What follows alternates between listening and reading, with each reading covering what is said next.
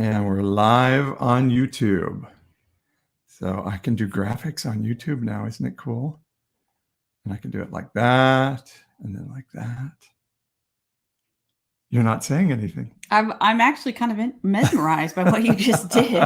I'm also realizing that cool, what's going on right here? Like that's happening for my hair this morning. With your hair? Your hair's not working. I just blew it out and I just put like a ton of this like dry shampoo on it just to see what would happen. Yeah. Now I see what will happen. What happens? It's very poofy. Very poofy. Okay. Well, welcome everybody. Glad you're with us. And we always love if you tell us where you're joining from. We'll wait for some people to join here. Good morning. I feel like we have to completely reintroduce ourselves because we have not done a little Saturday morning / afternoon, depending on your time zone, on TikTok in so many weeks. Has it been maybe even like 6 weeks? I think it has. So yeah, y'all, we're out of practice, but we were last night driving home from our son's baseball game going, we should go back. It's been a while. Live on Saturday because next week, exciting news, our daughter is graduating from college.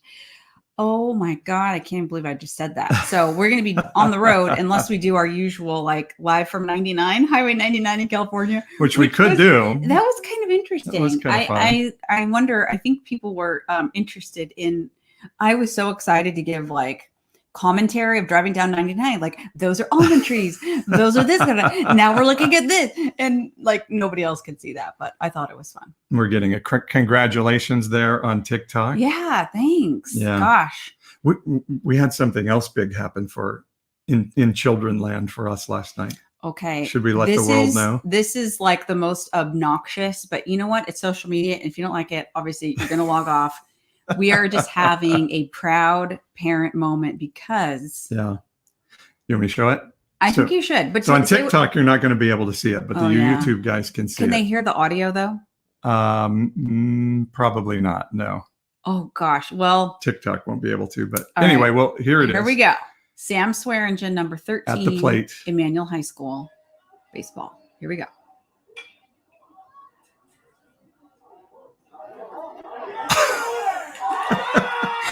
Over the fence! Home run! That's me yelling. That is him yelling. Which I don't even remember yelling. Now he's doing the base trot, our little 17-year-old. Now he's jumping into like a big pile of bouncing boys from his baseball team as he crosses home plate. Oh my gosh. Isn't that incredible? If any of you are baseball parents out there, like you have to know what this means. It is the most nerve-wracking thing being a baseball parent. And he had a rough outing on Tuesday night. Struck out twice and don't tell that. Sorry. So it was just a big victory for him to get over the fence home run. And people who have been following us for a while know that he's been battling some injuries and had surgery. And so all of that has, that impacts your game. And so thank you guys for the claps and the congratulations and all of that. We're just excited, proud parents. It's fun to see your kids succeed. Yeah. And even though it was sad, the team lost a really important game to Kingsburg. Oh, that's right. Which is one of our big rivals down there who we love to hate. It still was an exciting night. And I'm seeing a note from someone whose name I can't see from here saying her granddaughter graduated from Texas A&M with a BA in English. How fantastic. Red Crown 32. Oh my gosh. What a moment. English BA. What a moment. Very cool. And thank God for our literary people, who love the English language and bring that forward to the rest of us. I think that's beautiful. It is. Our daughter is getting her BA in vocal performance. So she is an incredible singer and kind of like actress also. Anyway, so I love artistic things. Yeah. So let us know where you guys are joining from. We always love to see your hometown and where you're coming from and what's going on in your life. And thank you, Johnny. That is cool. So welcome on TikTok and YouTube. I'm Pastor Paul Swearengin. This is Ashley. And we've been married for 26 years. Have we? Yeah, haven't we? I honestly don't know. 94, right? 94. So we're into, it'll be 27 years in August. of this year. That sounds about right. So yes. So hey guys, Apple Valley, California, right. Got Houston. You. I see you, Apple Valley. We know right where you're at. And if you guys want to ask a question, you can ask it in the crawl, but it kind of disappears from us. If you want to put a question in the Q&A box, you can. We like to talk about religion and politics. We do. Like the things that your parents warn you to not talk about. Like when I was growing up, it was like, don't talk about politics and religion. But you know what? We are living in a different era, a different season. And if we don't talk about politics and religion and the unholy and unhealthy marriage of those two things in our society today, we are not serving the next generation well. Yeah. So we will talk about them here. Yeah. Dawn says, where have we been? And that she loves us. We just have decided we can't do every Saturday. Yeah. We're kind of trying to figure out like what's the right pacing. Yeah. And as Paul gets more and more into really trying to, use social media to get his message out, pastor-paul.com. It's like he does so much stuff during the week that's live or posting different things. And so we're kind of thinking like maybe we should adjust our schedule a little bit because we're just running a little bit on fumes, to be honest. Yeah. And we just do so much screen time, although now things are starting to open up and that might change it a little bit. But for now, we've just been on the screens for all day, every day. And we just kind of felt like, gosh, we can't do it on Saturday because my day job, I'm doing Zooms. I'm not kidding you. Like every single square inch of the calendar from like 8 to 6, almost every day is Zoom, a meeting on Zoom. And so we wake up Saturday morning and we're like, literally our eyes are seeing spots from so much screen time. But anyway, we are here this morning because we missed hanging out together. We missed talking about our week. We missed getting your comments and, just wanted to spend some time together. Also, I'm just looking how I don't love our YouTube shot. Next time I'm going to set up our shots differently, but because it's way up there and it's kind of shooting down. Anyway. Yeah. Those are the things I think about. Yes. Well, I'm glad you do because I also am aware of this not being a great shot. All right. Anyway, other significant thing happened this week, unrelated to our children. We'll move on and talk about Pastor-Paul stuff. So you had a big moment this week. You want to share what that was about? Yeah. Let's start with a video. Again, you guys won't be able to see this on TikTok, but you YouTubers can see it. I made a video declaration about where I am religiously and politically this week in a video I entitled "No Longer a Republican." As of today, I'm no longer a Republican.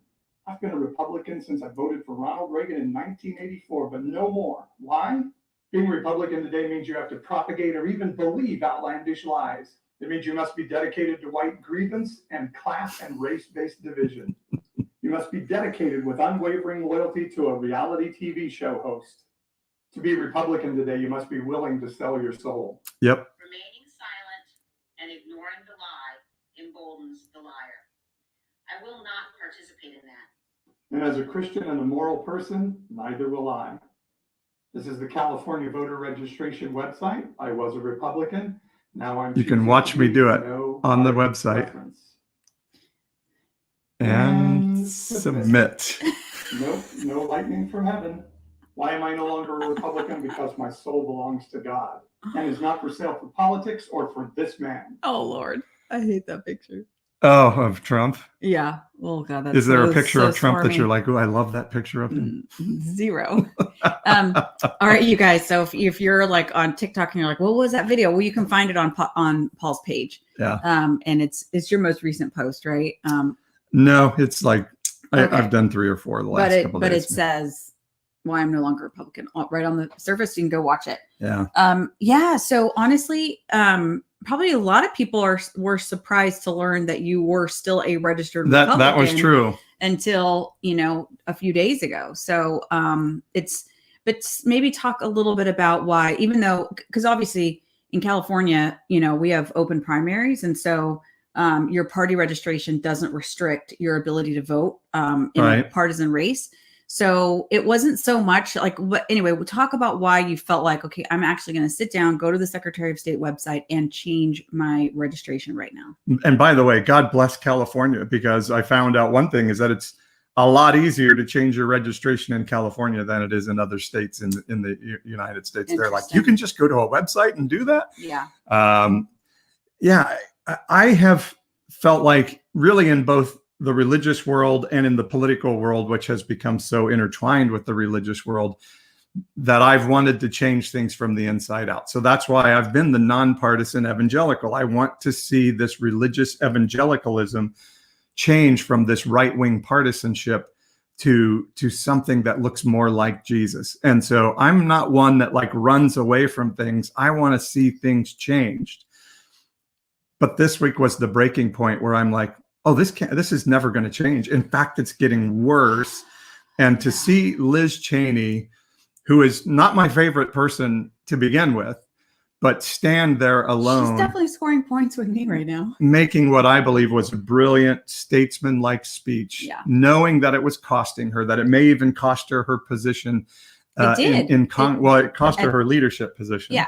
But it could cost her her seat. Office. Yeah, true. Eventually. And certainly if Der Trump has his way.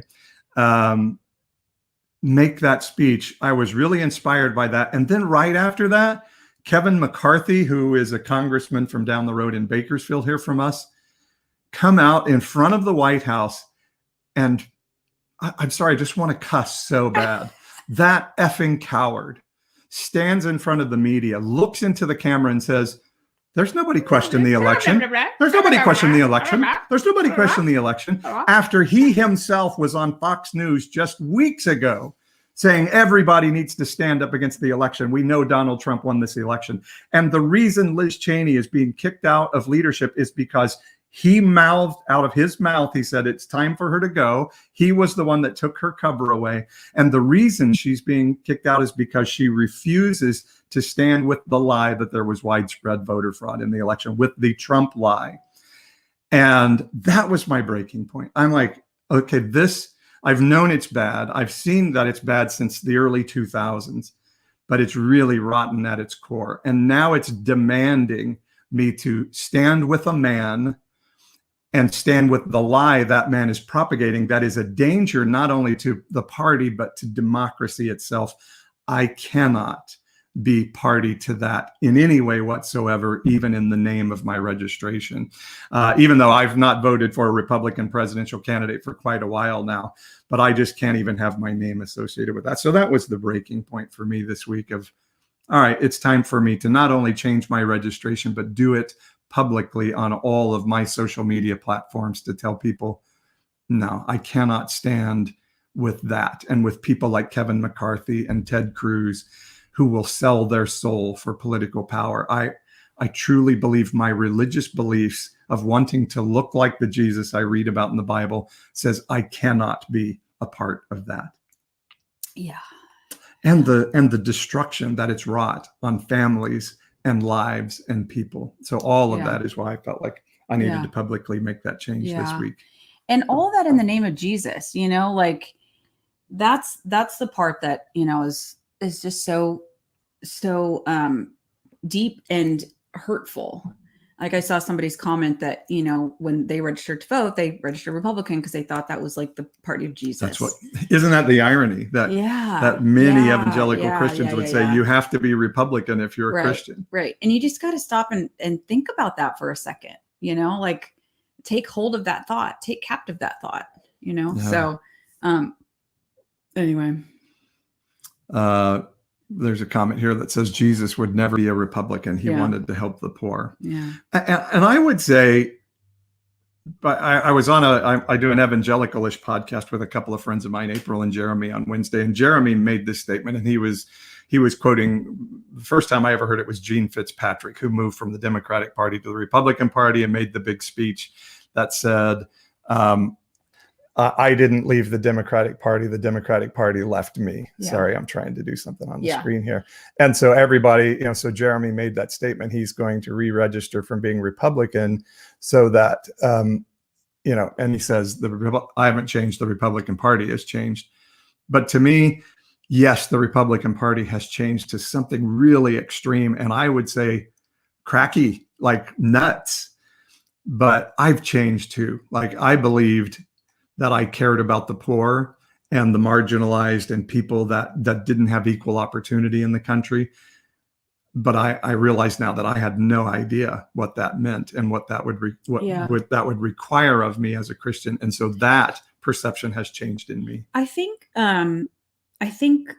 what is probably the most significant change for me is just how important, let me restate, how ridiculous it is to think that this little corner of the world has all the answers, all of the answers to the most complex issues and questions and challenges of our modern society have been cornered by this group over here or this group over there, and it just as a rational thinking person, if you're in the private sector or working for a nonprofit or anything, outside of politics, you never go into a problem solving session thinking, well, I will automatically take 50-60% of options of thinking of ways to analyze this problem off the table, and I will limit myself to this little bucket of things that I think might help with this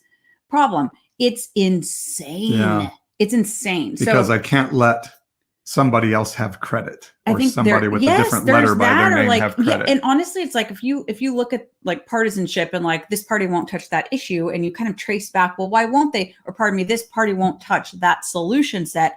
Well, why won't they? It's usually because there's some single interest in their political coalition that that is disruptive for them. And so okay, therefore I want, taxes or, this or that, okay, I can't talk anything about that because so-and-so and so-and-so who's doing okay right now, doesn't want to have that life or that part of their life disrupted. So it's just really ridiculous. So partisanship sucks. I just want to say it sucks ass. And, that was actually one of the funny, ironic, surprising things about this is I did have Democrats kind of cussing at me, how could you ever have voted for Ronald Reagan, or what's been wrong with you? Why just now? And of course they all were yeah, well, you supported Trump before. That partisanship is on both sides. Yeah. I tend to speak more harshly to the right. Yeah. Because A, I think they've gone a bit crazier than the other side, and B, they do it in the name of my God and of my religion. Honestly, that's it. That's the stick that got broke. Enough is enough. That's absolutely, to me, the untouchable. You do not drag into the political arena and say, well, God will only love you if you, act this way or vote this way, or that is, I cannot think of a more offensive thing. Actually, I can think of one thing that's more offensive to God, but that's number two. Do you want to share number one? Or? I think the number one has to do with racial oppression. If you think about the heart of God is for all people, just try to for a second get your head around how God sees people, every single person on the planet, every person that's ever lived. I mean, just imagine that for a minute, and then imagine other people coming along and being oh, we're going to impose on you this label, this stereotype, this oppressive thing, these bonds, these chains, these murderous tactics. I mean, God, that, I really think that's got to be the most grievous, painful, awful thing. Yeah. And it's part of what I say in the video, that white grievance has become the Republican Party. I mean, that's what it is now. It is a class and racially dividing mindset.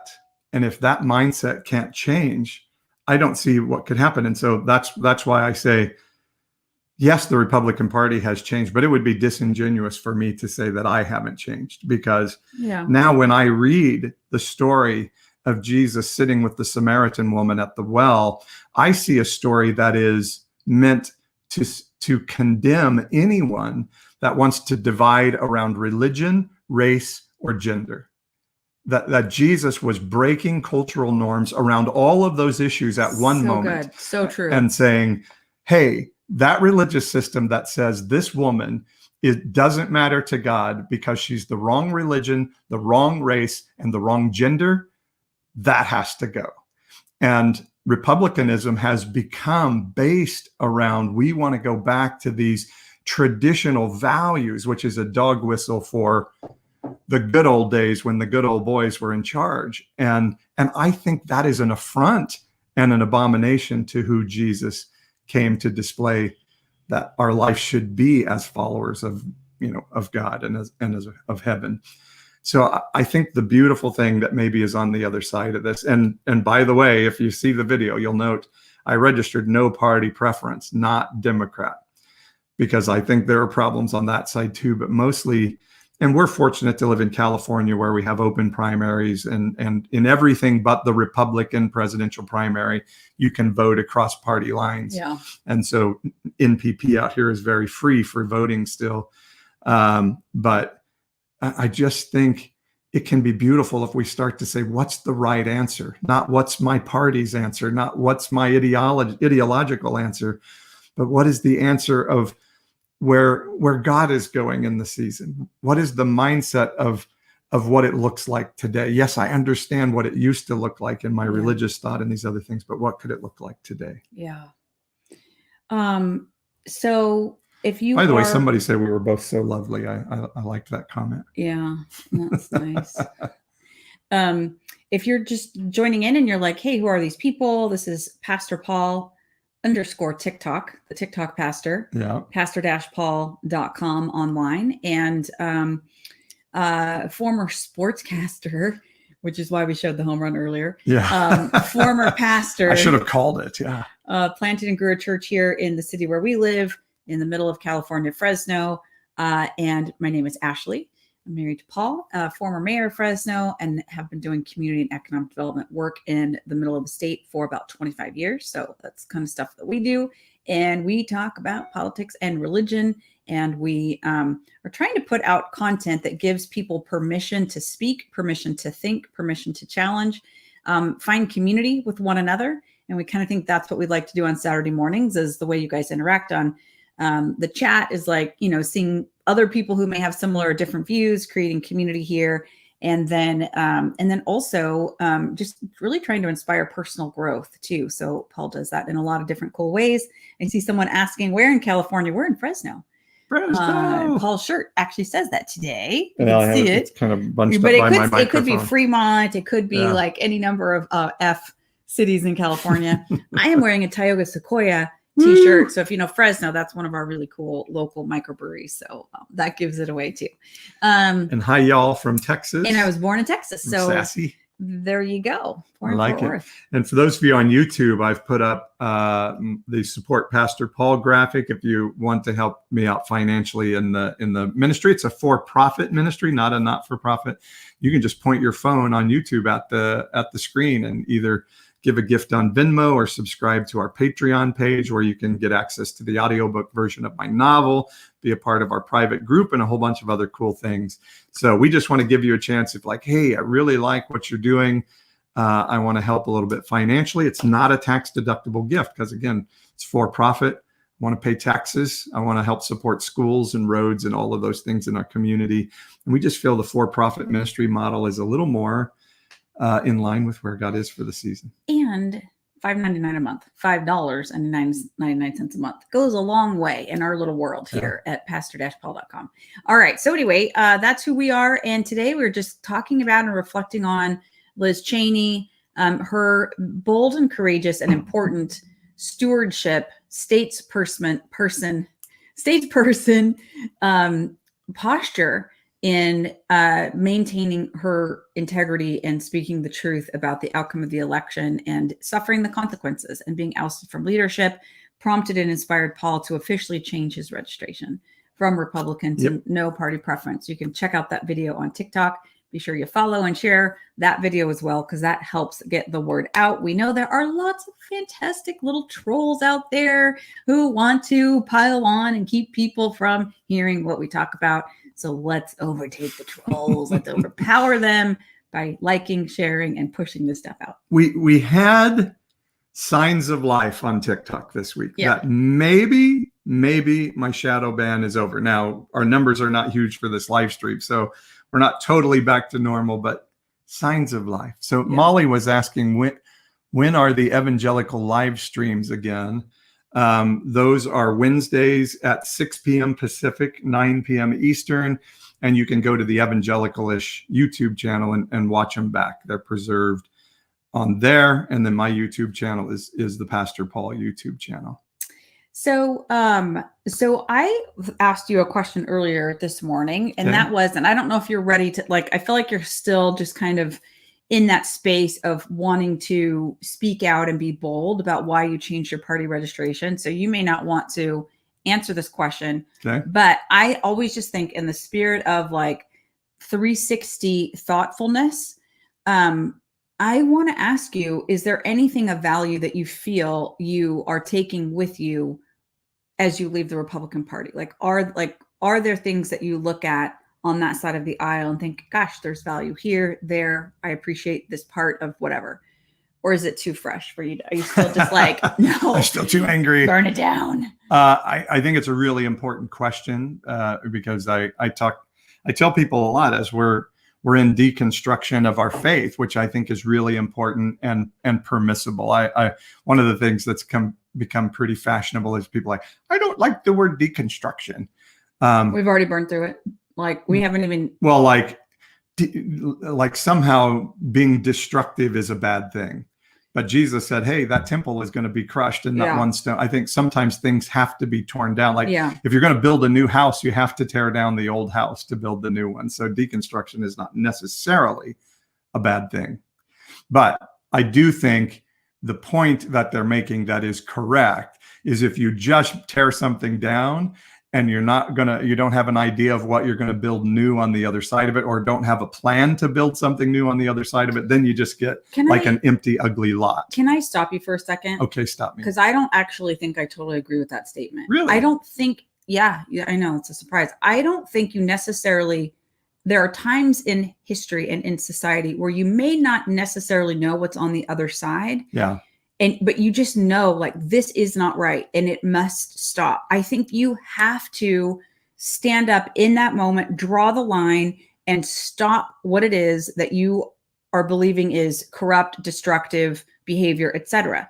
What you have to have is a heart to reconstruct and a heart to reconcile through the other side. I mean, think about, President Lincoln. Right? Like, we have to fight this war against slavery. We don't know what Reconstruction looks like, but we have to fight this war.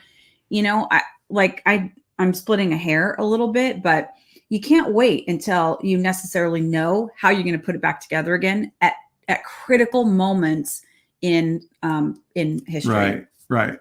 Yeah, I think you said that really well. You don't necessarily have to know what's on the other side of deconstruction. But it has to be what your heart is. You have to be able to move through the we got to kind of blow everything up, and we don't want to leave things in shambles. We want to do the hard work of fighting for relationship and reconciliation around things that can bring people together in order to get to the next. I mean, and all this is about the next generation. Right. I mean, literally, what do we want to leave behind? Yeah.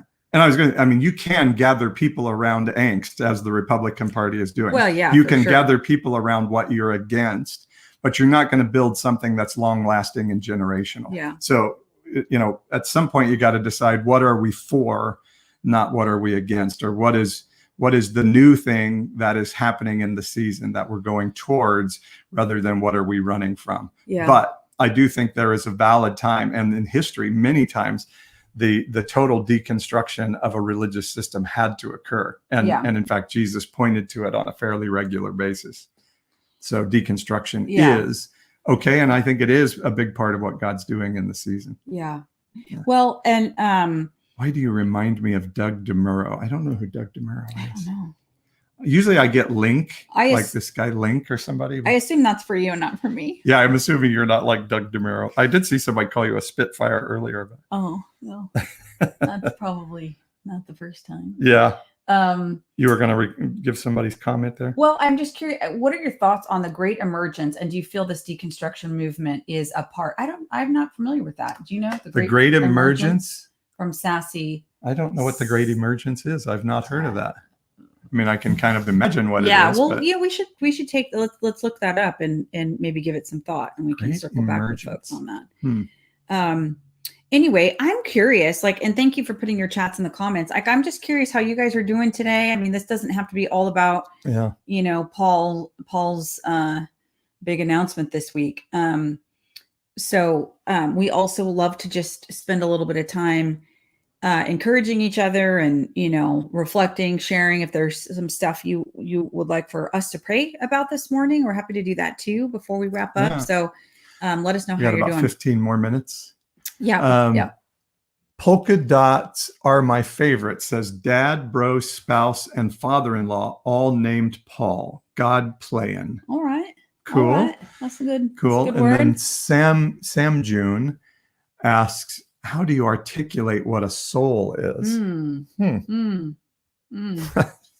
I don't know. How do you articulate what a soul is? Yeah. Well, I'll just say this. The first time I ever saw a dead body, I realized, oh, there's a soul. Because I went to my boss's father's funeral when I was probably in my early 20s, mid 20s, and it was open casket. And I walked past this man's body. And it was the first time I'd ever in person seen a dead body. And I literally had this spiritual awakening of it's just a shell. It's literally just flesh and bone. It means nothing. It could have been like a tree. It just was an inanimate object without the spirit, without the soul. So that's when I felt it was okay, there's different parts here, So, yeah. I guess I just look at it like the soul is like water in a pitcher. The pitcher is the container.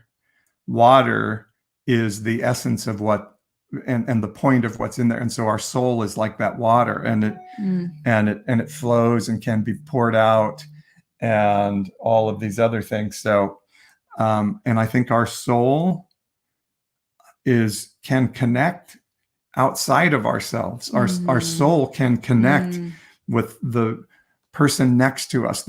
When we do our hearing God moments on Thursday mornings, our souls connect over Zoom and TikTok and YouTube, which is pretty cool, and or our Sunday morning community. And then I think our souls can connect with the supernatural and the eternal. So we can get wisdom that's supernatural from outside of this sort of realm. Sorry, my arm keeps moving there. And so, the soul is the essence of who we are. Yeah. That will go on when the water is poured out of the pitcher.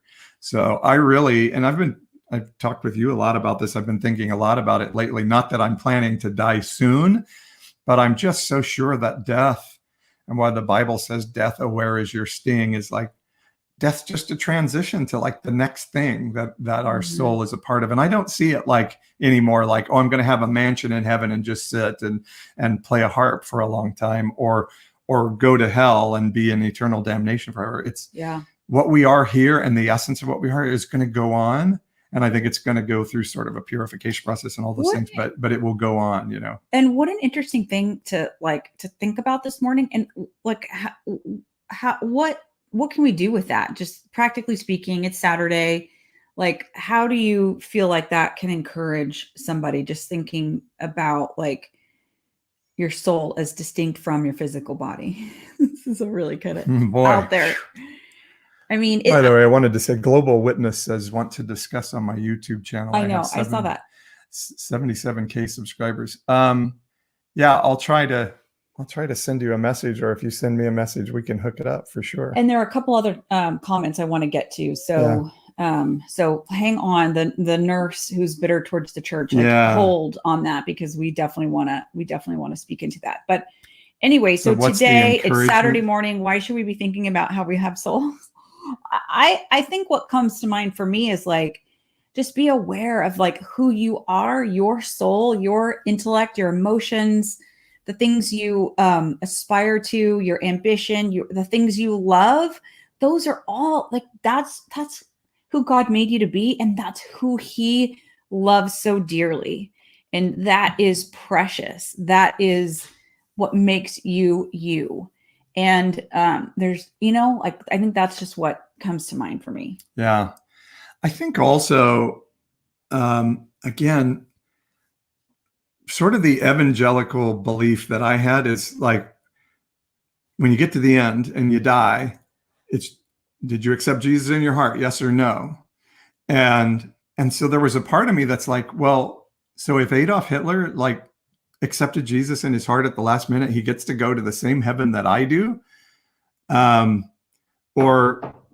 then what that translates at, and you can read some of the Christian troll comments on my TikTok page, is I can treat people really any way I want, and I'm still going to go to heaven ultimately, and everything's going to be fine. And so I think sort of the other way that it should challenge us is, no, I believe our actions here go on into eternity with us, not as a yes, no, yes, you're 100% in, or yes, or no, you're 100% out. But like, we're going to have to be reckoned with the things that we've done. Mm. And so like somebody said to me the other day, well, if you're wrong, if I'm wrong about hell being a place of eternal damnation and I'm wrong, I've lost nothing. But if you're wrong about hell being a place of eternal damnation, you've lost everything for eternity. And I said, let's turn that around a little bit. Sorry, I'm not going to jump on a live with somebody else right now, but thank you for inviting me. I'm not sure what happens if we hit yes on that. I've never done that before. But so here's what I said to that person. Okay, let me turn that around.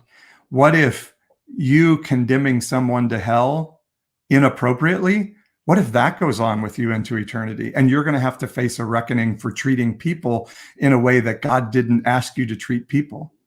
What have you lost then, taking that into eternity versus me really trying to pursue the heart of God for people that causes me to lay down some of my belief systems? What if I get to take that into eternity? What have I gained by doing that? And what have you lost in eternity by doing that? So it kind of turns that 100% in, 100% out thing on its head, and more of like, there is justice, there is grace when we go on into eternity, and there is justice at the same time, that we will have a reckoning for the person that we've been in this picture on this earth. Okay, let's segue. This is going to be like, well, this will test. Thank you for the invite to share the live there. I do appreciate that. I'm honored by it, but we just don't know if we want to jump into that right now, because we're going to deal with people's comments and we have to go in just a few minutes. So. Our son, this is a segue to our friend who has said that the nurse is struggling. Christian nurse in a pandemic has bred major bitterness in me. While our son's getting my signature is taken is her name. Our son's getting a second shot today. And so thank you to the science community, to the medical community, to those of you who have been on the front line. Like, I'm forever changed by considering the sacrifices that you guys have made. So how does this person, I don't know if it's male or female, can't tell from the handle, and I can't see the profile pic. Right. How does this person reconcile the bitterness and the vomit that's been spewed all over, literally her, I assume, in her work at the hands of the Christian church? What do we do with that? So I did a video this week on TikTok and on YouTube on the importance of feeling your feelings. Yeah. And so my encouragement would be to say, yeah, it's one thing. It's really okay to say, God, that sucks. Man. I'm so angry. To feel that anger and feel that pain and think about why that makes you feel so angry and pained. And,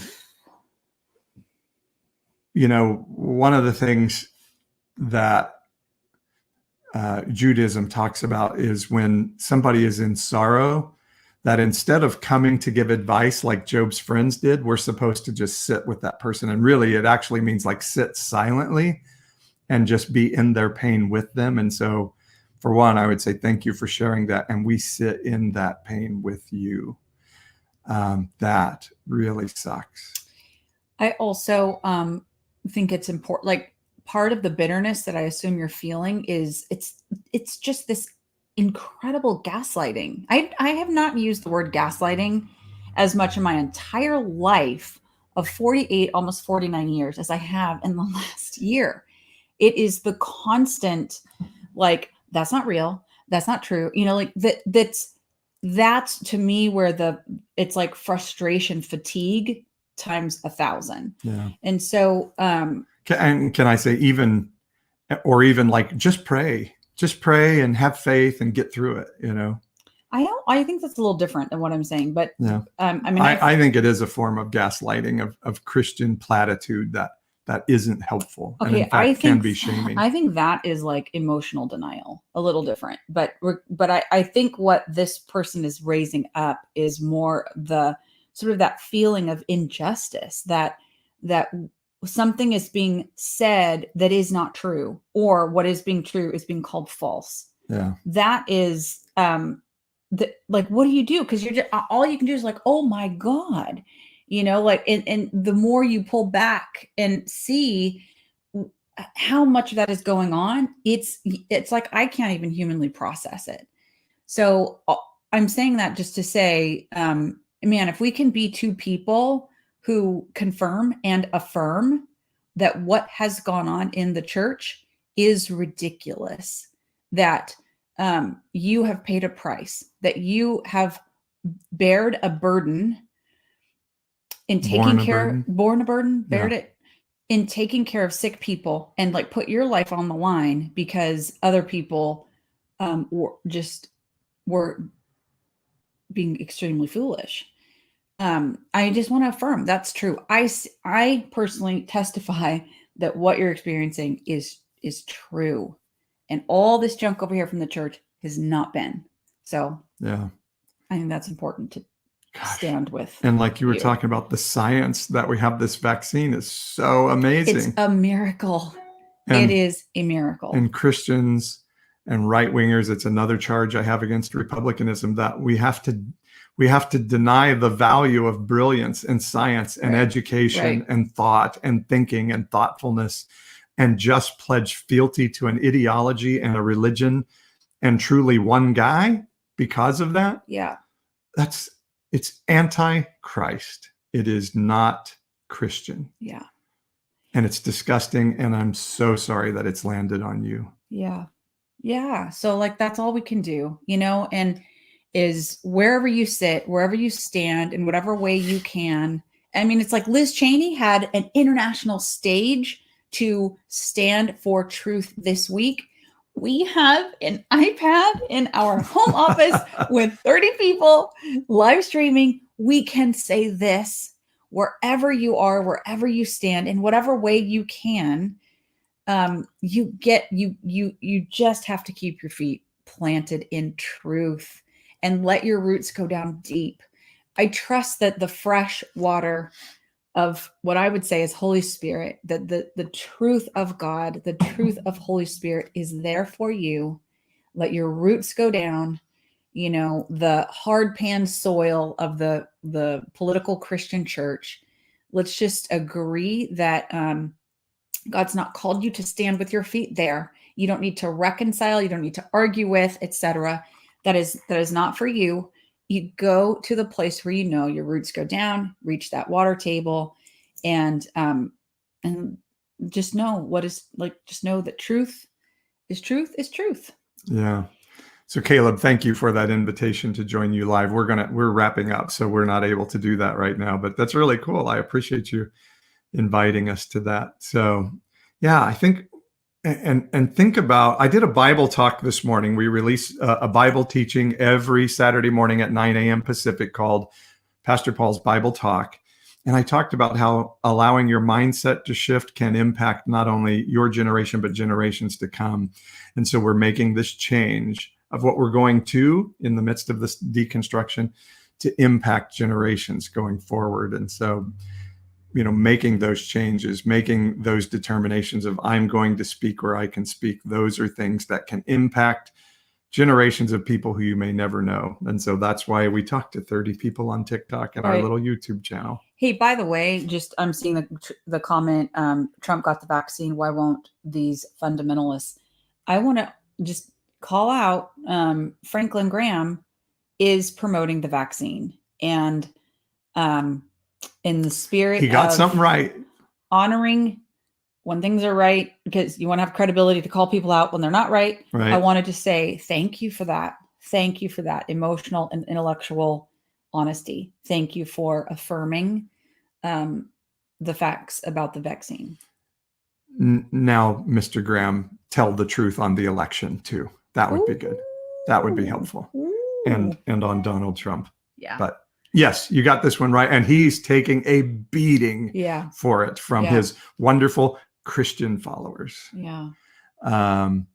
Do you post your live recordings on YouTube? Yes, YouTube preserves all the live recordings at the Pastor Paul YouTube channel. So if you just joined us halfway through this, you can go back and watch it. You can watch my Bible talk on there. And everything's on the Pastor Paul YouTube channel.